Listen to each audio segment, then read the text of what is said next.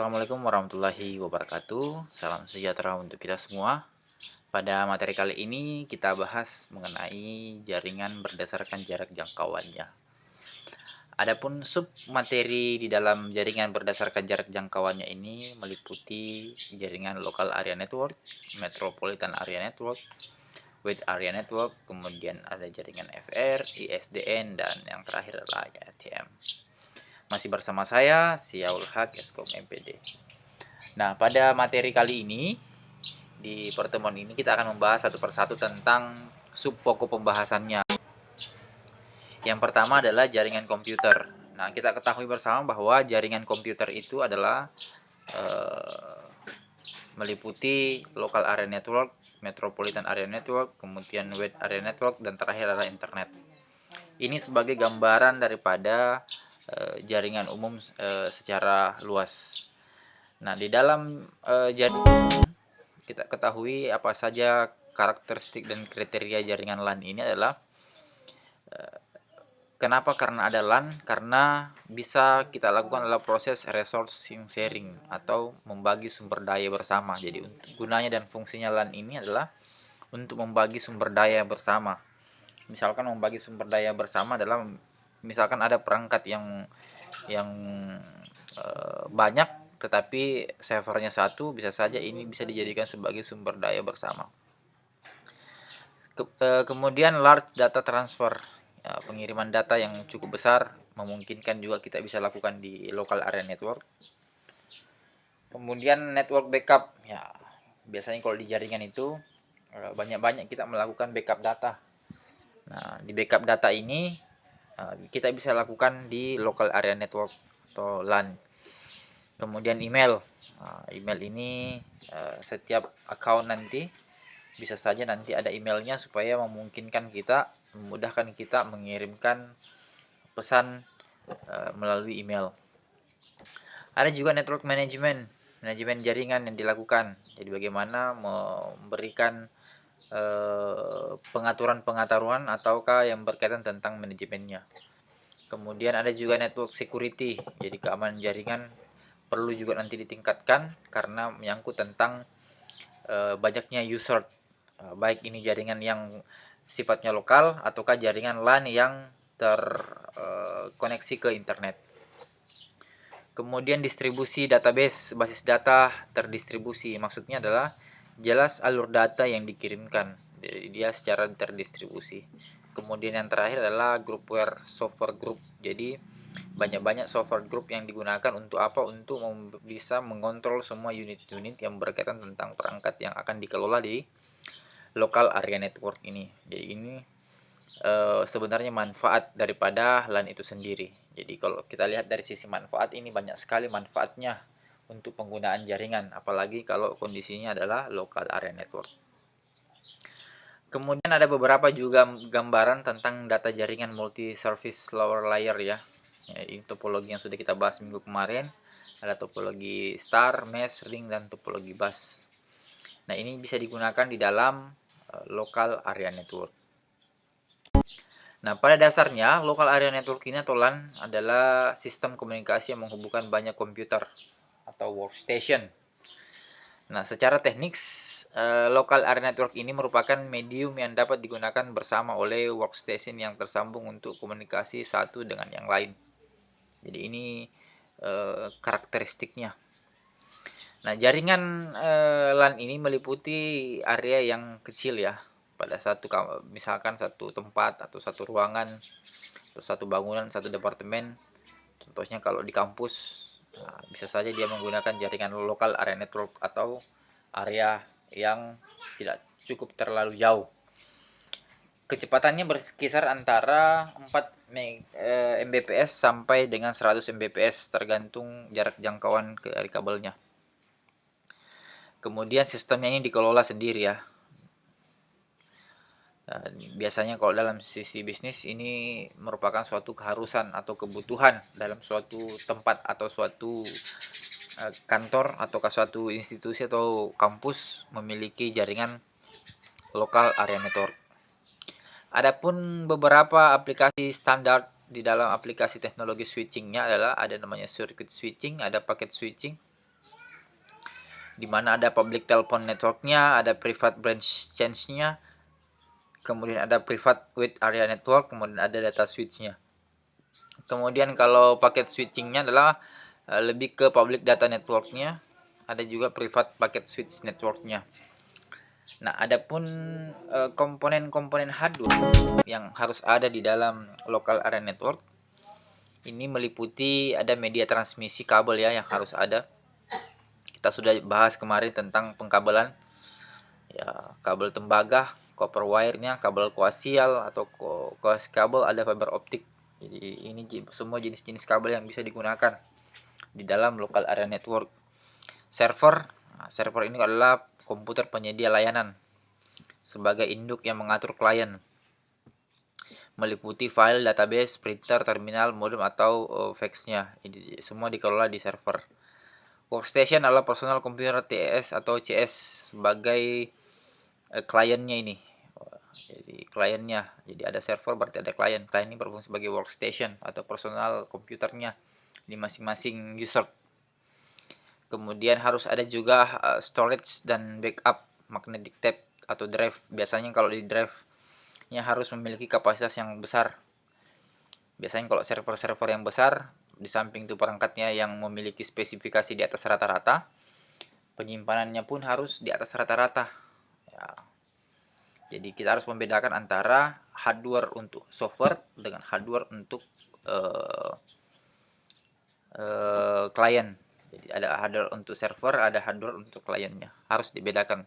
Yang lebih mana harus lebih banyak kapasitasnya adalah dari segi storage dan backupnya adalah servernya. Kemudian yang terakhir yang paling penting adalah network interface card atau NIC, adalah adaptor atau kartu jaringan yang menghubungkan workstation dengan media transmisi. Jadi harus ada cardnya. Apalagi kalau kita menggunakan kabel, berarti harus ada port LAN yang harus terhubung di masing-masing komputer, laptop ya. Nah, itu adalah komponen-komponen umum yang harus ada di dalam local area network. Selanjutnya, Metropolitan Area Network atau MAN. Ada berbagai macam klasifikasi di dalamnya. Jadi menghubungkan antara LAN ke LAN dalam satu kota. Berarti kalau dari jaringan LAN ke jaringan LAN atau dari gedung satu ke gedung satu berpindah ke tempat yang berbeda atau gedung yang berlainan arah atau jauh, cukup jauh, berarti kita masuk ke Metropolitan Area Network atau MAN. Ya, ada beberapa klasifikasinya. Ini disebut sebagai extension dari LAN, bersifat individual atau user, umumnya digunakan untuk mengirim trafik, pembicara, dan data. Nah, kecepatannya pun kisarannya antara 100 Mbps sampai dengan 150 Mbps. Nah, di Metropolitan Area Network yang bisa kita lakukan ini adalah ada router ya. Jadi biasanya kalau Metropolitan Area Network lebih membutuhkan banyak router. Kenapa? Karena jaraknya cukup jauh sehingga kita harus membutuhkan perangkat tambahan untuk menghubungkan dari gedung A ke gedung B atau dari gedung B ke gedung C atau dari tempat lain ke tempat yang berikut yang lebih jauh.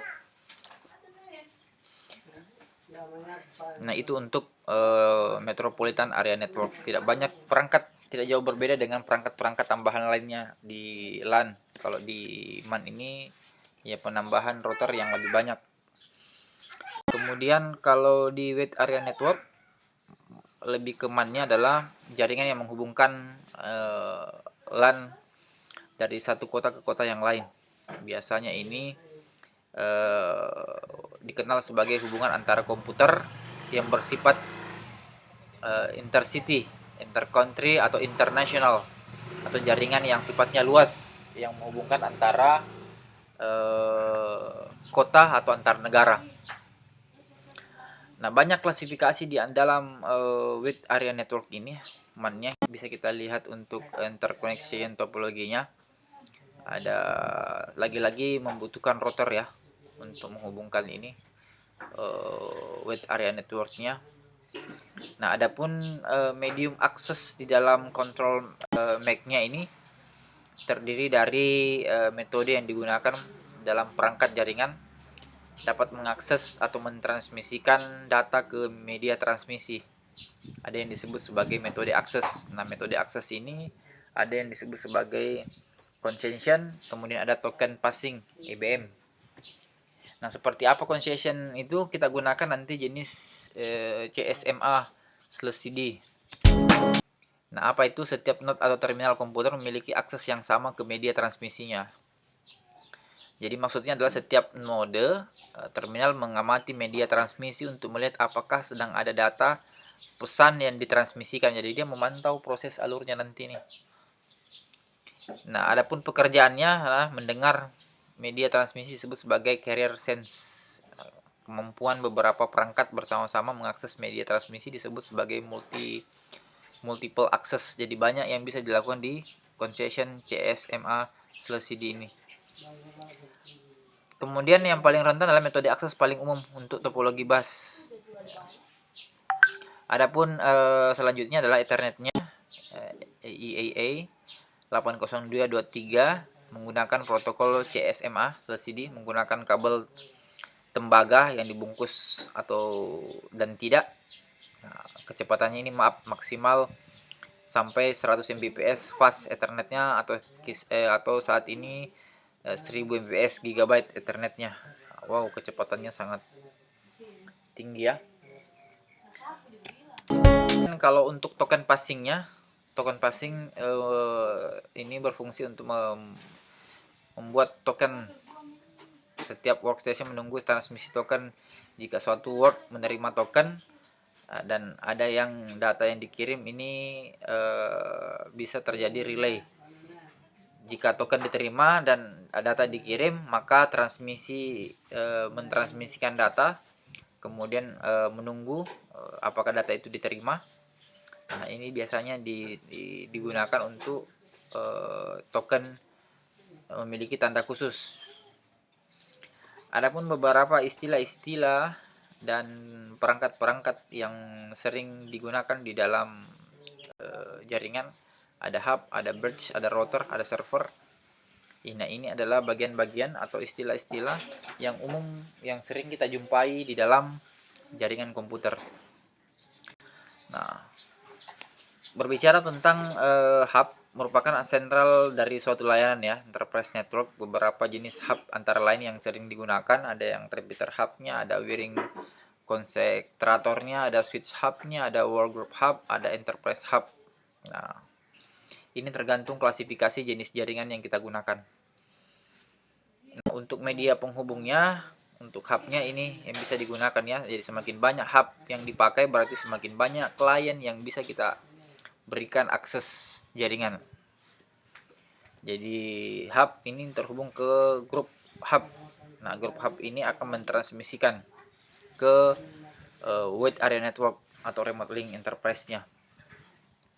Nah, ada beberapa hal yang menarik di dalam ini. Ada juga yang disebut sebagai router. Nah, router ini adalah merupakan paket switch yang menghubungkan dua network atau dua jaringan yang berbeda misalkan. Di mana IP address paket diterima dicek dalam routing table-nya. Nah, hal ini dilakukan untuk router pada hierarki network yang lebih tinggi. Biasanya kalau untuk mengakses internet, kita lihat untuk topologinya adalah bagaimana perputaran data itu terjadi antara internet. Ada ISP-nya. ISP itu adalah Internet Service Provider atau penyedia layanan. Kemudian CLAN-nya. Nah, posisi kita di sini ya. Ya, di user ada modem, kemudian terminal emulatornya, kemudian ada SLIC-nya. Di dalam ini ada Internet Service Provider-nya. Ini proses akses ke internet ya, bagaimana data itu terkirim. Nah, adapun infrastruktur ketika dia terhubung ke jaringan secara luas, khususnya di internet. Nah, ini adalah hierarkinya yang bisa kita lihat nanti untuk penerapannya. Ini kemudian juga internet routing hierarkinya ini. Nah, bagaimana jaringan itu bisa berkomunikasi ke internet. Nah, untuk materi itu akan lebih terperinci nanti akan kita bahas di dalam frame relay. Nah, frame relay ini adalah bagian di dalam suatu layanan data paket, memungkinkan beberapa pengguna menggunakan satu jalur transmisi. Di dalam what is frame relay ini, FR ini, kita nanti gunakan frame relay beberapa versi di dalamnya. Nah, ini bisa kita lihat ya. Ini keuntungan menggunakan frame relay. Kemudian ada kerugiannya. Nah, kemudian ada juga kombinasi teknologi FR-nya. Kemudian ada komponen frame relay, endpoint-nya, server host komputernya. Kemudian ada juga virtual circuit dalam frame relay. Kemudian ada juga penggunaan frame relay itu sendiri, meliputi interkoneksi LAN, host to host connection, voice overnya, kemudian FR ATM internetworkingnya. Nah, untuk pembahasan ATM transfer mode-nya, asinkronusnya ini, apa sih sebenarnya itu ATM? ATM suatu teknologi paket switching berkecepatan tinggi menggunakan paket pendek berukuran tetap 53 byte yang disebut sebagai ATM cell. Ini untuk mendukung berbagai jenis traffic ya. Jadi contohnya data, suara, gambar, video, teks. Mode relay-nya real time dan non real time. Transmisinya secara connection, ya, bandwidth-nya on demand-nya, high speed-nya sampai 25 Mbps sampai 2,5 GB per second. Ini switching-nya pun via hardware yang memiliki skalabilitas implementasi di jaringan LAN, MAN, hingga jaringan wide area network. Wow. Ini untuk charge-nya ya. Komparasi ATM-nya, PTSN dan LAN-nya ini. Ini untuk ATM, konvensional Telkom, konvensional LAN-nya juga. Fitur ATM cell-nya. Nah, kemudian jaringan ATM-nya didefinisikan dua jenis, endpoint dan switch to node.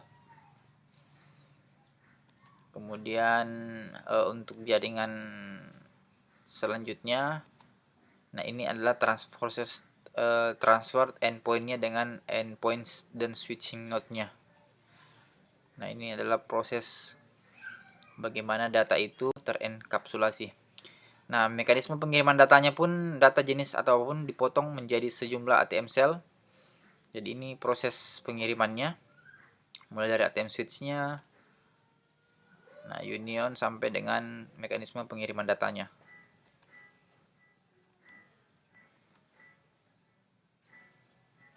Nah, adapun ATM connection and paths-nya ini ya, bisa kita lihat.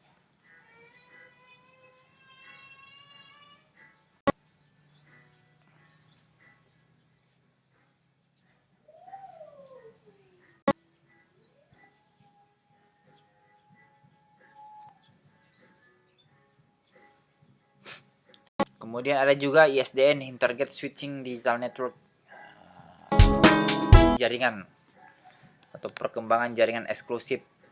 Intergate tahapan awal ada ISDN, konversi jaringan ke internet, integrasi jaringan. Pada dasarnya ISDN ini adalah is network general flowing from the telephone, atau jaringan yang memiliki konsep dasar. Nah, ini untuk PTS-nya.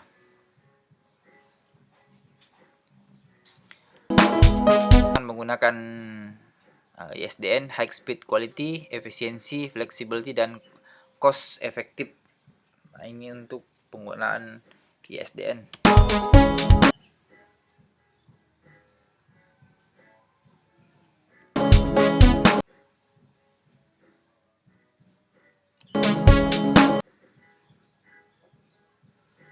Kemudian ada pun struktur akses.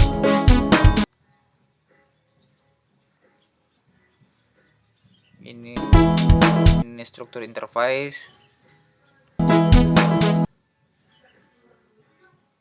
Kemudian ada nya. Contohnya ada ISDN, ada Belanda, ada Jakarta, kemudian ada Bandung.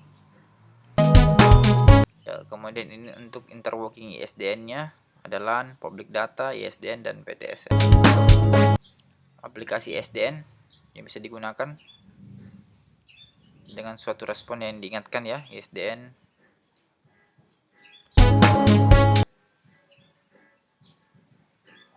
Contoh ini untuk multi PC working group ya, aplikasi ISDN.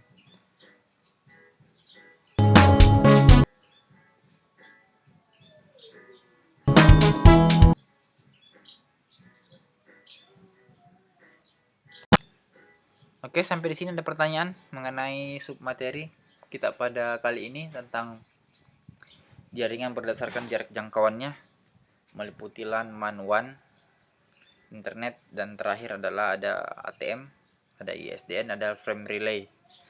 Apabila ada hal-hal yang ini Anda pertanyakan, silakan Anda bertanya di kolom komentar dan silakan memberikan kesimpulan atas setiap pertanyaan. Cukup sekian materi yang sempat saya bawakan, lebih dan kurangnya mohon dimaafkan. Assalamualaikum warahmatullahi wabarakatuh.